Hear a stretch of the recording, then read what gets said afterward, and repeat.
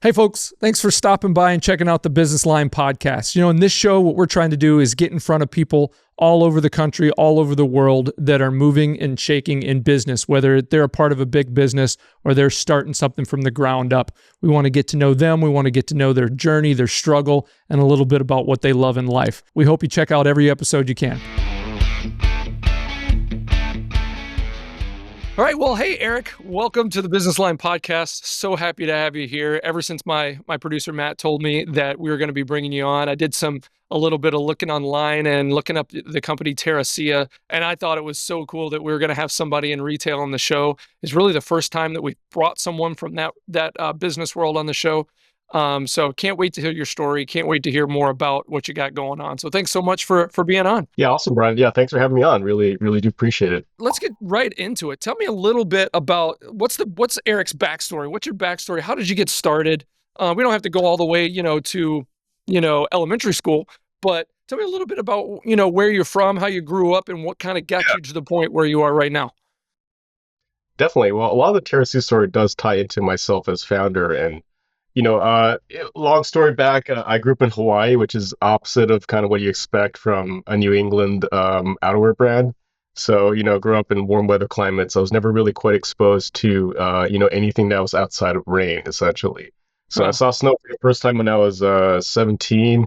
And, I never really lived in snow till about 2010 when I actually moved to the East Coast. So I got a scholarship to Northeastern University in Boston, and actually went to school there. So my first foray actually living in snow was right in the winter where they got, I think, up to almost 10 feet, I think, of snow that year, which is absolutely nuts. So the epiphany really was, when I was walking around and, I worked at a bank, so I was interning in finance, and I was working at this bank called State Street down in Boston. I was walking, I didn't have a car because, I'm a student. And, I was walking through these wind tunnels in downtown, and, I found myself, more and more switching from, men's pea coats and jackets that were meant for the office to really wearing just straight up mountain ski wear, essentially. Because the technology behind jackets, as I found, was, they actually build a lot of tech into the laminate. So it repels water, rain, precipitation while also venting, heat and, just letting you breathe essentially inside the jacket. And there's a lot of tech built into insulation. It could be synthetic where it doesn't wet out, things like that. So the real, epiphany was there was a jacket that worked but didn't really align with what I was doing. And I was kind of looking around at all these other, it's really either lifestyle or outdoors. Right. Outdoor really more performance, kind of some in between companies nowadays that really bridge the gap. So I felt there was really a need kind of for a brand that represented the elemental side of being outside versus being activity specific. At the time I was a snowboarder, which I'll delve into a little more. The brand kind of took a turn into ski and performance snow because I kind of underestimated how much people love skiing around here. So they saw a product that they thought was a ski jacket, turned it into that, and said the only way to succeed as a brand is to do that. But at its truth, we are a lifestyle brand that's rooted around the weather. So the two things I want to kind of mention about TERRACEA is, everyone here loves to talk about the weather because we have it all. Let's say up here in New Hampshire, you get all four seasons sometimes in the same week. Yeah. You can go from 70s and sunny to freezing and 20s and just you're miserable outside. Yep. They need to exist for proper clothing just to step outside your door. So for me, outdoor is just outside your door. And the other part is, it's just people just need, we have all four seasons here where I live on the East Coast. Unlike where I grew up in Hawaii, where I wasn't exposed to anything cold, we have everything from, today is fog outside, it's kind of drizzly, but it can go down to the 20s tomorrow. It could freeze over, it could be ice on the road, it could be things like that. So we have everything kind of really needed as a brand to kind of test and build better garments for the outdoor lifestyle around here.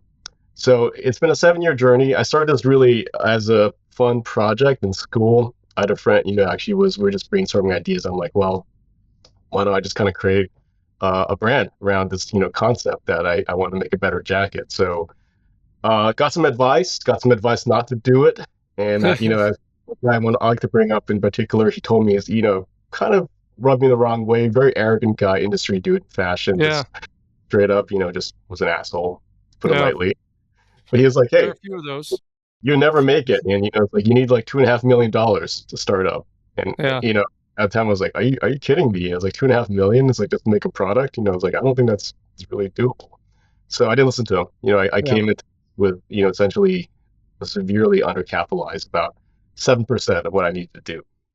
Um, Truthfully, he was right because now I've learned along the journey there's a lot more in this industry, and it's industry specific. There's restraints for manufacturing, there's quantity, there's minimums that you need to hit.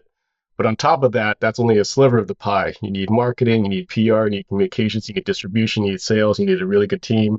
All this Yep. stuff I thought I could skirt around with kind of making a product and kind of telling an organic story. You're set up to fail, essentially. You have to kind of break those barriers down one by one. So I like to say, I've been at the 7 years and only starting to kind of break down some of these barriers that you encounter as a startup in this industry.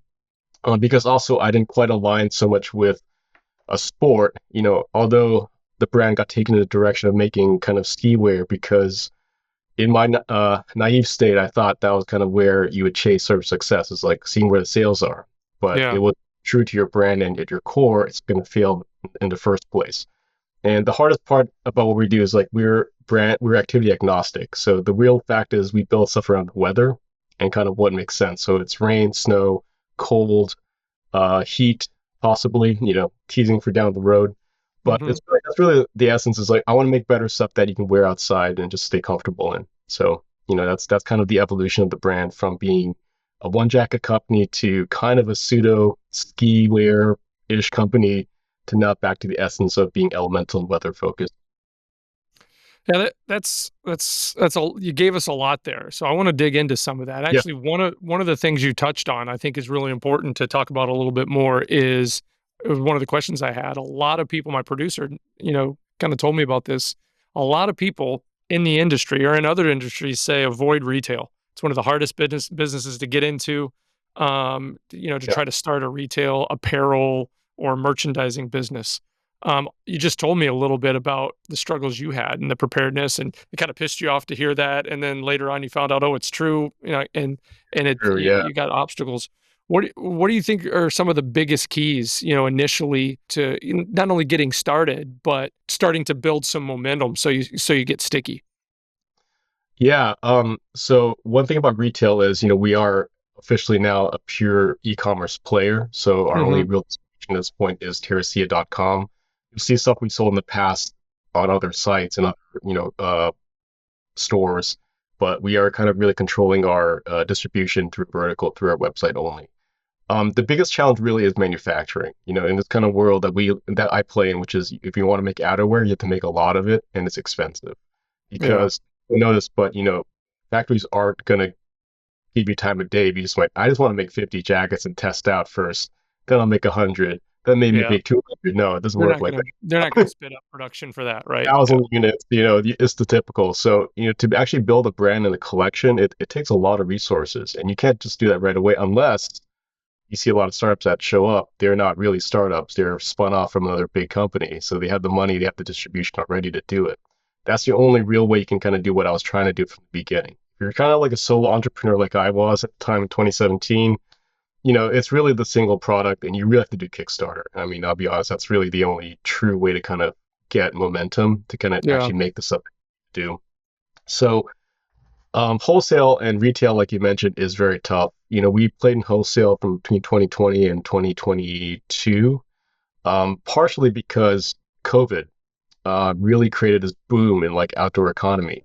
So at the time, I was actually a full-time dad, believe it or not. I took a year off in 2020. My daughter was born, and my wife had to travel to work. So there's no option. There's no childcare. We were kind of yeah, struggling. So I was like, well, I'll stay at home and just take a pause. So I had a kind of a friend still. He kind of works with me in sales, and he kind of went door to door. He was just a 19-year-old kid walking around, knocking on doors, trying to get buzz about TRC. We had no catalog. We had a couple samples we made. That was about it. Four styles. That was really all we had. You know, uh, Two types of jackets. So yeah, the good thing was we got some traction because at the time everyone had a pause from buying, so everyone has flush with cash. All the retailers. We got into big stores like REI. We got into like local stores up in Vermont, New Hampshire. All these kind of like um, outdoorsy, ski-ish focused retailers. And yep, at the time, I was like, awesome. Like we'll just roll with it. overlook the fact is margins get slashed by 50%, 60% at times with discounting. I'm like, well, we get the volume there, we get the pre-sale orders, we can actually make stuff to demand, and it's Yeah. great, work out. Well, underestimated, as a brand, you need a lot to get into retail. So my one kind of takeaway for anyone trying to get into retail and actually build a business model around it is don't do it.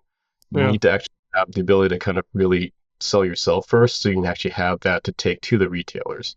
Retailers don't care about you. They just want to sell what's going to sell. So if your brand is Right. hot and you have the marketing to back it up, it's going to work. But like myself, not being from the apparel industry, transparently, you need some experience because there's a lot of pitfalls you have to kind of really pay attention to. Is I thought, well, they like the name, they like the fact we're a local company, they're going to support us, right? And they did for a bit until people's wallets start drying up. Then they're like, I just want to carry what's going to sell. So Yeah. Patagonia, Twitter, whatever, all those big brands. Essentially, we got cut by everyone because, and not just us, but a lot of other brands that were smaller, they just couldn't take the Yeah. risk. They were still stuck with sometimes 2 years worth of inventory that they haven't sold yet. Mm. So I realized, I took a pause from doing direct online and brand awareness. And, that was one of my biggest faults is while you're building your products and kind of making things better, you also have to split that focus and build your brand too on the side. Because in this kind of product arena, unless you're a commodity based company, you're making, you're working with a factory overseas that makes really cheap products that you can kind of bring over to sell for cheaper prices, that will work, but then you'll never have a brand that kind of really sticks up for yourself. So Yeah.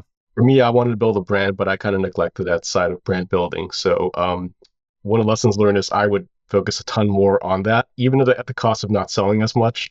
I would chase the fact that you have to kind of grow organically and kind of tell your story more about what you're about, what makes you different, and Yeah. promote that. So what are you doing right now to try to grow the brand? Well, we're doing a lot. We're doing a lot more PR efforts. So podcasts were a big thing that my team kind of really thought was great, and Yeah. I agree. Why not? It's something where like my approach and my story is a little different than some other people that may kind of start with activity focus. Like I'm a hardcore snowboarder, I'm a skier, I built this better ski product. It's not quite like that. My story really was more of a observation about the harshness of what it means to like survive outside essentially Yeah. for a long period of time. So, and it's more about kind of doing that stuff, but we also have a whole new brand vision and kind of deck that we've kind of really started to roll out this year. So, with that said, in the past we've kind of really just had a name that was kind of catchy. It's memory friendly. Actually, it literally unpacked means earth and solution. So, kind of like a cool little story there. But as we move on, it's all about the weather. So weather is the center of everything we think about. And because New England has all the weather, we think there's a really cool story there to kind of build around. So our goal now is to kind of really promote that through a lot more awareness. We are doing a lot of Mhm. meta awareness through Facebook, Instagram. We were thinking about doing something with influencers. That's something we've kind of approached carefully in the past because when you start working with skiers and stuff, you became known as like a ski brand. That's all you Right. get essentially. So we're kind of treading that carefully and essentially really just trying to build our footprint online. So Shopify is our big player, and we kind of really work with them to try and build out that network a little bit more. Cool. Very cool. Well, hey, I'm in Wisconsin, right? So we got all the weather Yeah. too. So we'll see. You might see our name floating around somewhere. Oh, that's awesome. That's Yep. awesome. In fact, before a week ago when my producer Matt and I were talking, I'm like, I want to get onto the website. Let's see if I can get something. And I was like, well, I don't know if I'll have it in time. I don't know what the shipping process looks like. Let me talk to him first. But so I could right now I could go on terracea.com and pick up a jacket, right? Yeah, we're actually running our fall sale till tomorrow. So after Halloween, we're actually going to be bringing prices back up. So we're actually running a pretty nice discount on our website. I will say though, if you wait another couple of days, we are launching 17 new styles. So we actually are That's what I evolving like to hear.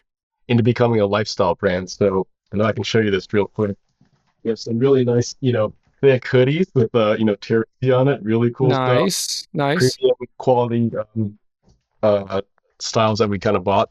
So really kind of rounding out the collection of really having more lifestyle apparel. And I think just because as a brand, you want people to kind of really represent you, even if they don't want to buy a jacket, which is kind of like the learning is jackets sometimes take decades to replace. And Hmm. for like expensive jackets where you don't have the disposable income to, people aren't willing to switch until it's time to switch, and then you just kind of really have that momentum going to actually have them think about you to replace your old jacket with. Absolutely. Maybe I'll get a TERRACEA hoodie for everybody in the family. Do you guys have Yeah, small it is. sizes too? For, like, kiddos and stuff? Is it just adult sizes? So people don't know this, but like for kids stuff, there's actually different factories you have to work with. Ah, okay. That makes sense. That The makes sense. consumption of materials, most adult factories that do products don't do kids wear because the amount of consumption for each roll of fabric is different. The math is different, and you have to kind of be more efficient with your manufacturing. Otherwise, you kind of lose money essentially.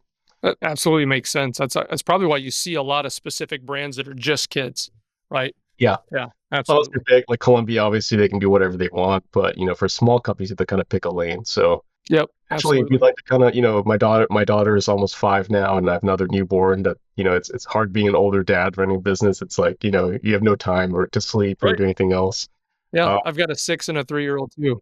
oh, awesome, yeah, pretty close. But yeah, it's a different world, kind of really making stuff, and I've kind of learned that now from traveling in Asia, working with my designers, and just kind of really delving into this whole world. It takes a lot of industry knowledge. So this guy that I mean, I can't remember his name. That was influenced And me to that's kind what of. I was gonna go to design next. How are you doing your designs? Where are you getting your manufacturing done and things like that? Let's jump into that. Yeah, sure. Yeah. So, working with our designer and, their team, we have sort of a network of factories that we kind of really work with, primarily in Vietnam, but we have, worked with China and Thailand and some other places, Taiwan. So there's like places in Asia that have the infrastructure built to make highly technical cut and sew. Mhm. We did officially, look into US based sourcing when I first started, and unfortunately found everything moved overseas like decades Mm. ago. Something where you could try and do it. There's a factory in Canada that can, but you would have to justify the price of your product to reflect that production capacity, which would be about 3 times more. So I was like, it's tough to justify that to just sell, but everything is set up overseas that they are efficient at. And everyone's trained Yeah. that way. They have a whole city sometimes built around a certain industry. So Wow. ski wear is like, parts of Vietnam that are very, very good at it because they actually have schools that train textiles and manufacturing and all that. So it's a different world you kind of play in.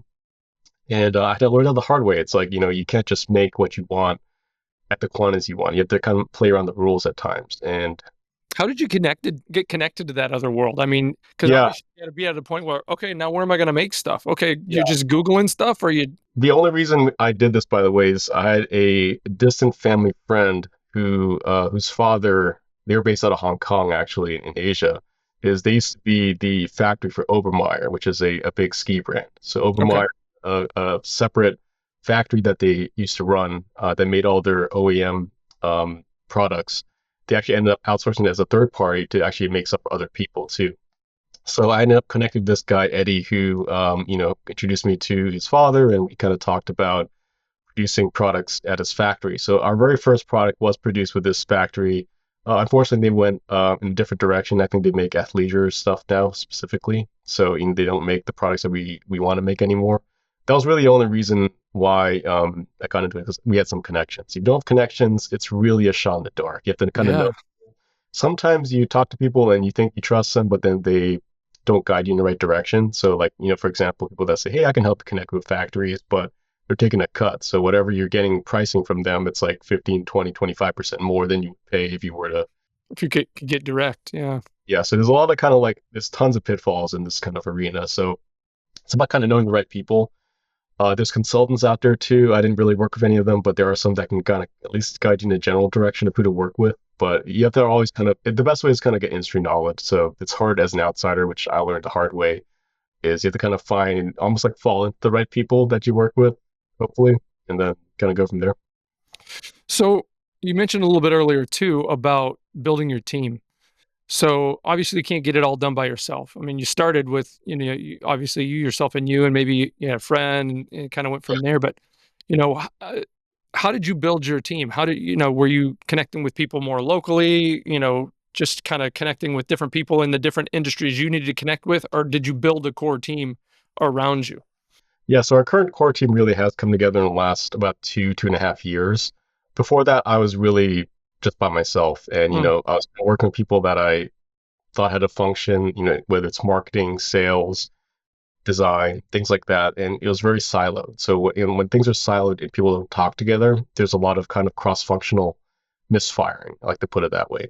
And things just don't click, or the brand doesn't align with the products that you design, or there's things like that where if you had to be cheap about it, which is what I did because I didn't have the money really to build a whole team by myself at the time, things became very fragmented. And when that happens, people can kind of feel there's something off about your brand or your products that you're presenting.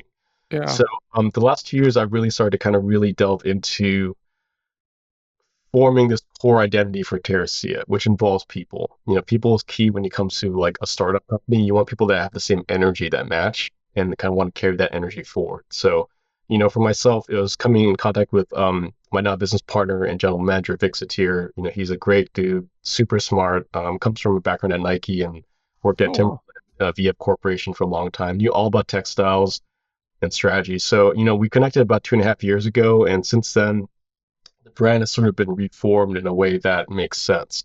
Before that, I was struggling because we were stuck in wholesale that was unfortunately dying. I could see writing on the wall that we weren't going to get orders that were hopefully going to increase. I saw the opposite. They're going down in order Mm, size. And you know, I saw writing on the wall that the economy was kind of tanking in terms of that arena. So I knew I had to make a change. And I kind of told Vic, I was like, hey, I need to transform this company. I need to go from one season to all seasons, 4 seasons, 365 a year, and reduce our selling cycle from just one time a year in October to every single day on our website. How do I do that? yeah. Kind of really strategize a plan to kind of redo Terracea. So what do you see now? That's going to happen actually in 2 days. Terracea 2.0 is going to launch, and you'll see a whole new vibe on the website and everything. It's going to be pretty cool.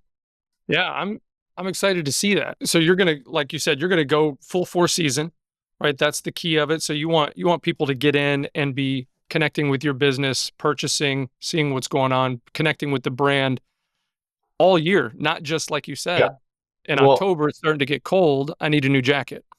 so originally, like you look at our website at our Magnus puffer jacket, that was originally designed as a mid layer just for skiing under a shell. Okay.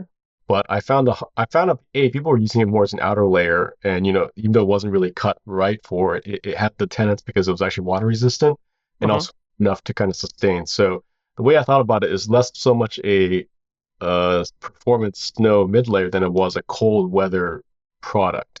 And cold around here can last from I'd say October till April, even May at times. Yeah, Like your guy absolutely. Same thing here. Yeah. in May.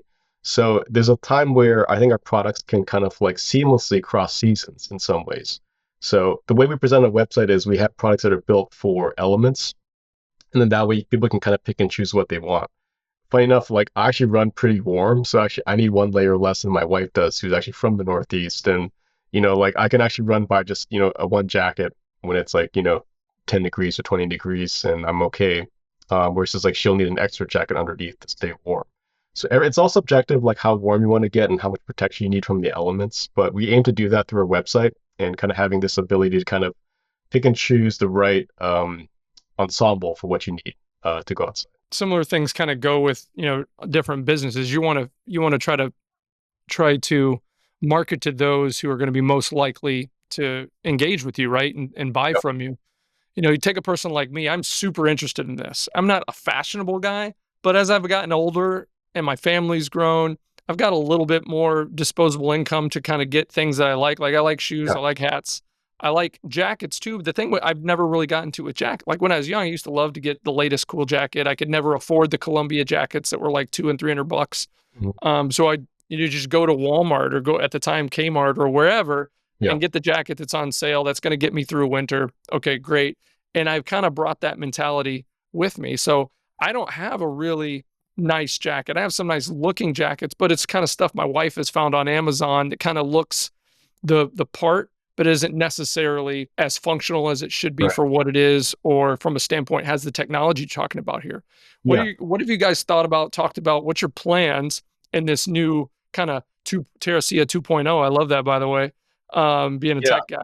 What's the plans to kind of get somebody like me that's kind of like a nonchalant jacket guy to be like, no, dude, if you want something nice, you got to put a little bit more thought into it. Come over to this side of the world and let me show you how it's done. Yeah, it's a lot to unpack. It's something where I'm the same way too. I was kind of never really a fashion guy for a long time. I was really just kind of wearing what worked and just I didn't really care how it looked or felt. But the more I kind of evolved myself, as and the more I kind of got in this industry, I realized the real thing is like you want something that brings premium value to your purchase. Yeah, So, for us right now, we have some jackets that are, essentially winter jackets, like the Helicon, for example. It's actually a fully kitted ski jacket. So for me, I'm like, why am I wearing this jacket? And at the time when I was in Boston, I was wearing a snowboard jacket, but it was like yeah, baby blue with like purple. It was like kind of ridiculous for every day.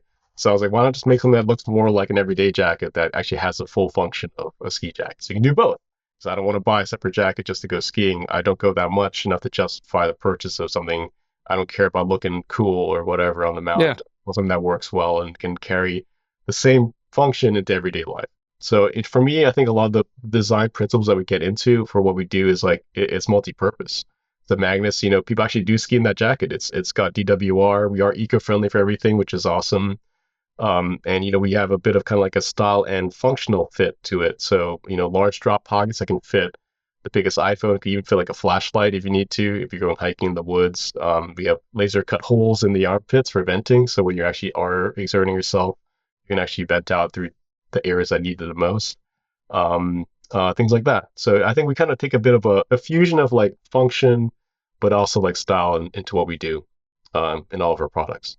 And Nice. Birth of TERRACEA 2.0, the real crux of that's going to be sort of next year, where we reintroduce the brand to a lot of people. And I'll just say they have a bit of an indicator of like the elemental activation that you're outside on the products. So it kind of tells a bit of a storytelling aspect, but also our design language is different, and the materials we select will also be much more in line with kind of the vision for what we do. Nice. Nice, because yeah, I mean, and not even just jackets. Like I love a good t-shirt. Like I like a material that's Yeah. not going to shrink, that's kind of breathable, and also long sleeves, whether it's a hoodie or a sweatshirt or Mm. like kind of a tech shirt or whatever. You Yep. know, I think there's a lot of places for you to go there, and I'm excited to see that. I really want to dig in and get some of Yeah. your stuff. So if you see my Well, name sure. come across your site, I don't know what your volumes are, but if you see, an invoice, you know, from Brian getting a Yeah, bunch man. of stuff, that's me. It's coming to me. So That'd be great. Well, we vet all our products, and it's all based around comfort and sort of just like fit as well. So I like to say they're really well wear. You can wear them really well, and just they'll carry you throughout the day, no matter what you're doing. So I'm so pretty. sizing wise, I'm about 6'2", about 200 pounds. Where am I going to be? Am I going to be a large in the Terracea brand? Am I going to be an extra large? I'm kind of like, I'll say XL for the most part. I think that's kind of for us. Our grading is a little different. So what I learned too is like you have to kind of grade for your audience and kind of where you go. So when I first started this, we had a bit more like a mountain man fit, and it's kind of like tall and skinny, and kind of and like really yeah, quite sort of the mold of what we were trying to get out for a lifestyle. So we've kind of made adjustments over the years. I would say for your size, probably an XL for most of the jackets. The magnets, depending on how you like to wear it, is kind of more of a tighter puffer. It's actually a half size small than other jackets because it's meant okay, to be a mid layer as well. okay, If you want a bigger one, I would actually recommend sizing it 2XL if you want a really looser fit, where XL would probably fit too, just be a little tighter. But yeah. so jackets, I think XL would be right up your alley. And you do men's and women's, right? So if I wanted to get something for my wife, Yeah, we've been actually delving more into like cuts that are more, I guess you can say inclusive in some ways, but for a lot of people, they don't know like you have to kind of make men's and women's styles. You have to double the quantity, and it's like it's hard as a yeah, small to just double up on everything. That's why you see a lot of menswear companies or women's wear, and that's all they do because you yeah, can control sizing and SKU variation and things like that. kind of like the adult and child thing, right? Yeah, kind of like that. And we do our best to do both, but we've been kind of moving more to this slightly more comfortable fit, which as we found, like my wife likes wearing baggy sweaters, and we're kind of making more sweatshirts that are kind of just looser fit for just general use. So I think we're kind of doing that helps us out, but also kind of adds a bit more kind of like inclusivity for the styles that we choose. Yeah. And it neither here nor there, but my wife loves jackets. She loves the kind of the puffer style. She's always looking for kind of the latest cool one from a standpoint of like the look and stuff. So she has like longer ones and a shorter one and a couple different colors. She gave one of the ones she's had for a couple of years to my daughter because my daughter's taller than her now. Mm. But so I was asked, I'm trying to figure it I out. want a really cool product. You can, if you can wait another month, we actually have we only have two new winter styles dropping this winter. Yeah. They're we have a new thing called a bear hug, and it's actually an anorak down puffer. Ooh. Not only that, but it's actually made specifically with this new vision in mind because the top half is actually all 20K waterproof material. So Okay. it's a top-down approach where if you get rained on or snowed on, it's completely waterproof. But the bottom half is actually super nice, lightweight puffer jacket type where it's like actually will move to your body. It's super comfy. And it's actually Okay. got sides that go all the way up to your armpits. So you actually just like slip it on and off. It's crazy. Oh, that's amazing. And that's something That's we've been cool. trying to, so this kind of neat. This is the first product we've actually redesigned under the non kind of snow sport influence, I guess, in some ways. We realize that being outside the elements means you have to kind of really have the technology for, in our case, it's a laminated fabric that really protects you from water. Yeah. That makes sense. But also you need like the comfort as well. So in our past, we have products that I think are pretty comfortable, but they're really meant to comfort while you're skiing or doing mountaineering kind of stuff. And it Yeah. quite made total sense. So this is our first product we've kind of redesigned to fit this more lifestyle lens. And we also have a women's full zip parka called the Catnap. Funny enough, we just decided some funny I like names. that. The bear hug and the cat nap. So you Yeah. got something there. That's good. That's Well, good. so that's actually the same thing, except it's a full zip instead of a pullover. And Okay. And more. so that's about a month out until it's ready to go. Yeah, you may see some stuff in about 2 weeks. We're going to start kind Okay. of selling. We're going to get most of our orders in about early December, kind of hopefully in time Okay. for giving season. Um, And that's what I'm thinking too. I'm looking for gifts, yeah, gift but also in opportunities in our mail. Wisconsin, I would recommend those products, and I think you're very impressed. We spent a lot of time really designing those, and uh, we're shooting some photos now. They look really good. So Cool. And we're always looking for things too throughout the year, as far as things to include for our clients and our team too. We always get our team. Last year, we were looking at getting our team jackets, and then we were okay. going to order a bunch and then have them embroidered with our logo and stuff. But yeah, I'm looking forward to seeing your new launch and some of the and those new items because Thanks, Ryan. I do want to say we do actually do. So the other vertical that we have beyond our website is we actually do small batch logo wear. okay, so that's what I'm talking. Okay, great. Local to us in New Hampshire, but they actually apply all types of logoing on us. We have, from puff print to embroidery, and we also have like a direct to film high quality transfer. We do that. We've kind of tested different heat settings depending on the fabric types that we have. It does matter. So we've got pretty dialed in, and we've done small batch between 10 and 12 units up to 150 at time. Okay, So cool. And you could do that. Like you said, you could do that on a t-shirt. You could do it on a sweatshirt, on a jacket. So we're kind of doing mostly jackets right now. Okay. And Okay. we're also mostly pushing two styles, the Magnus Vinda, which is a lightweight, and also the Helicon Chimera as a heavier weight. But I think we're going to open up pretty soon to like other types of products. So the Bear Hug, we will have sort of a small limited run of logoed products there. It's going to be pretty cool, I think. And, it kind of really speaks of volume that you have something a little bit different than kind of what's out there. Because when you buy from logo houses, like, or imprint or custom ink, whatever, like they'll choose from like brands, but it's never really the good stuff. Right. I've been kind of Yeah. you kind of logo where it's all about cost and price. So when you go through like company procurement teams, they're like, all right, well, here's a budget. It's like this small. And Yeah. for us, we're not really that type of business. We are specialty, and we are a small company, but we make really good stuff that's different than what's out there. So I like to think, we like to promote our own logo wear program, which is pretty cool. And it's there's no real minimums. It's like I think 3 units as a min, but it's like it goes up to like hundreds if you need to as well. All right. Cool. Well, I want to get into some fun stuff about some of the stuff, your hobbies and stuff like that before we wrap Yeah, up. But one other thing, definitely.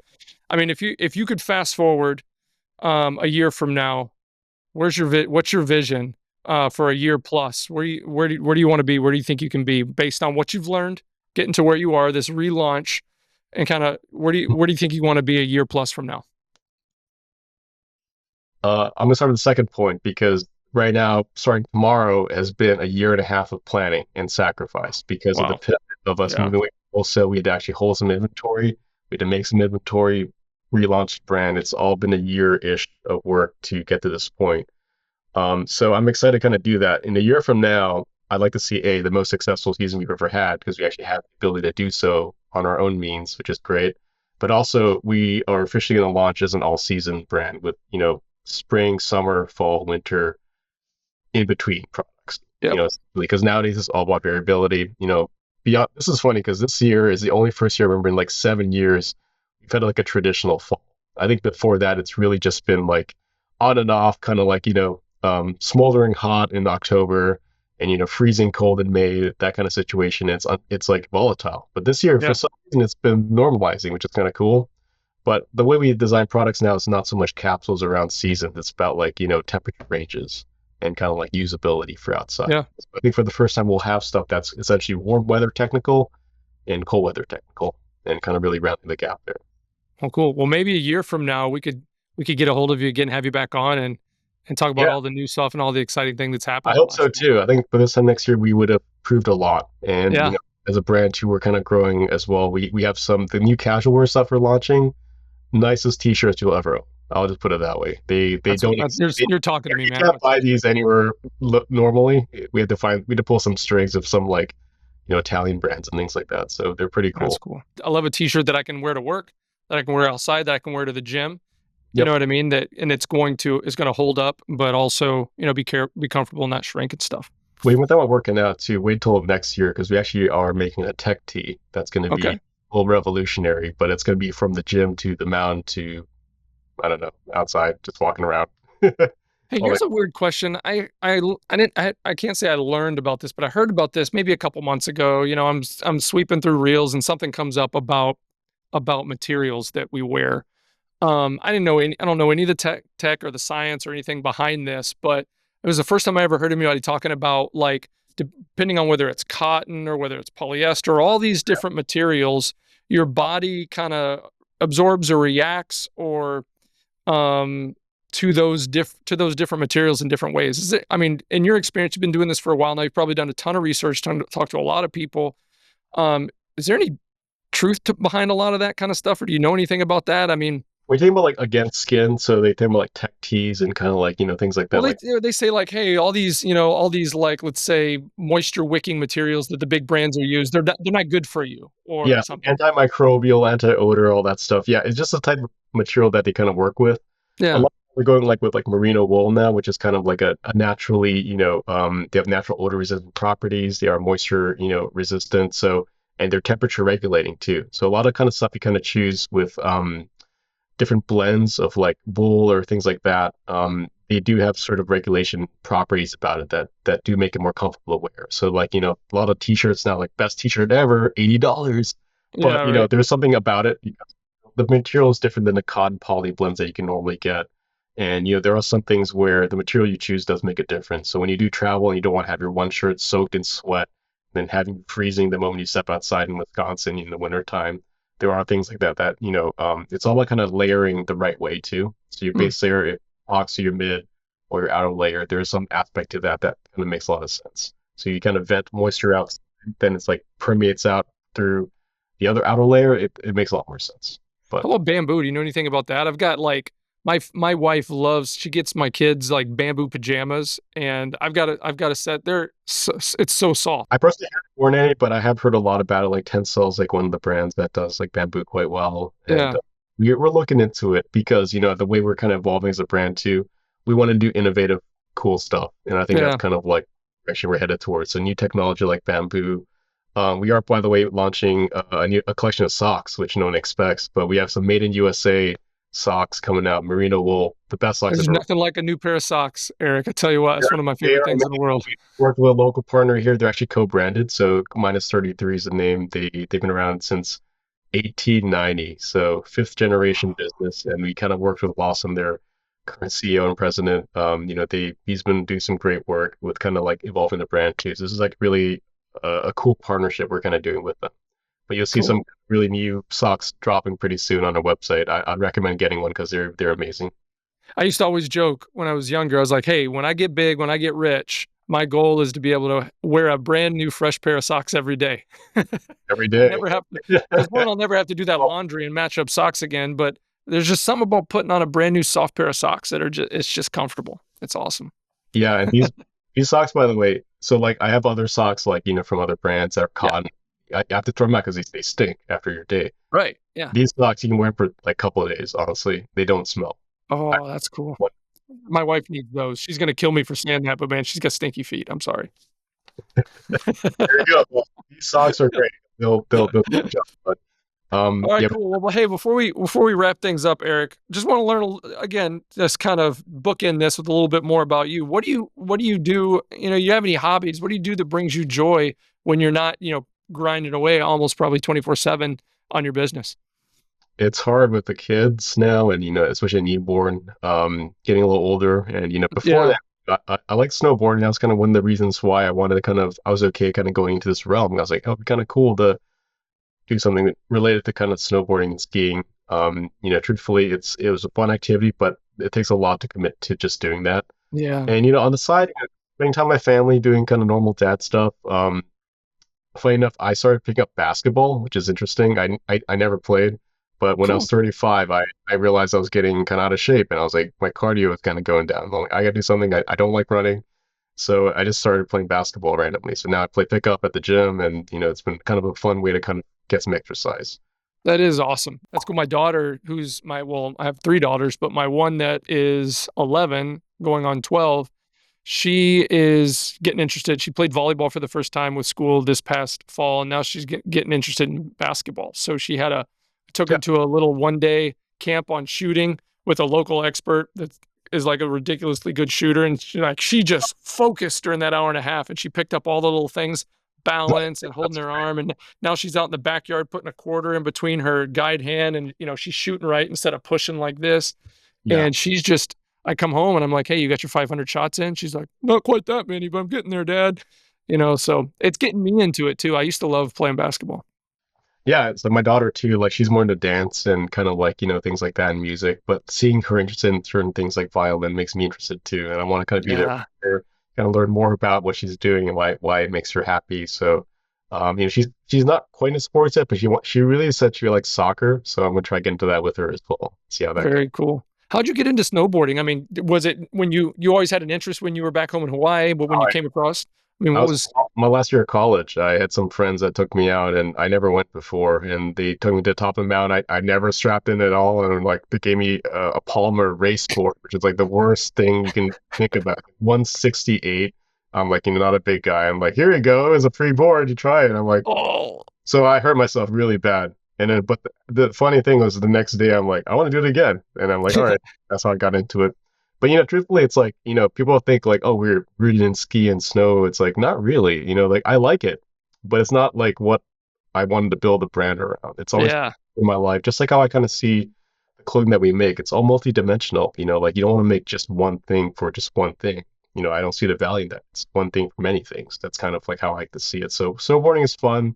Part of my life that I like doing. I'm teaching my daughter to snowboard too, which is pretty cool. But also I cool. do other things and dabble in different interests that get me excited. Awesome, bud. Well, hey, this has been great. I know we're getting on the edge of your time limit Yep. here. We got to get you out of here. You got other places to go. Eric, this has been fantastic. Thanks for spending the better part of almost an hour with us. Learned a lot about TERRACEA. Can't wait to see this launch coming up real soon. I'm going to Awesome. get me some gear. I Yeah. promise.